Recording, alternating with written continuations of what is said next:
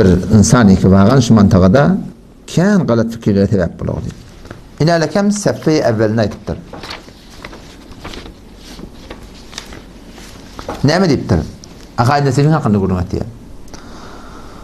Dervaqe madderin kitap çiz yaz akaid-i İslami halisi ki Kur'an-ı sünnet beden delalet kılan nikona ne yaptım diye. Yani akaid-i Nesefide Kur'an-ı sünnete ve delalet eten akide diye de taffolana.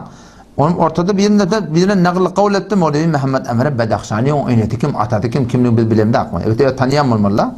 Bele hemen akaidi ki medara an yani akaid-i Nesefide.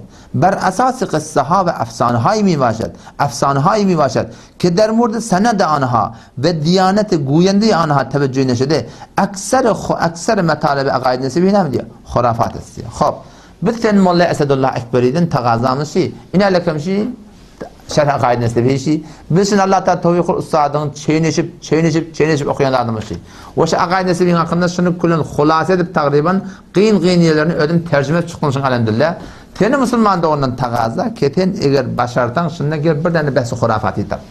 Bir hurafi bahsi keten aytiyasın ekseri hurafat yok ekseri hurafat de. Ten birçe tane bahsi hurafi şundan tap Müslüman da on bir ten gözünden okşayacak inşallah Teala. Ondan sonra Müslüman da o da bir metlep bada bahsai felsefi ki şerh akaid-i Nesefide var. Ne mebna taşın bahsai felsefi var. Çon şu kitap bir zamanla yazılıptır. Keşfet bahsai felsefi ummetin ahına bağımsızlık. Yoksa da manı müşebbehe, ona cehmiye diye, ona mücesseme diye. Ummet İslam mukabilinde bir şey akaidler peş ediptirler. Şolun reddinine yazılan kitap. Ve şun konuşma bahsai felsefi ummetin ahına derdi değmendir onlar. Müslüman da on. Şun mebna ahına var şu kitabını okudul diye, diğer talınıyor.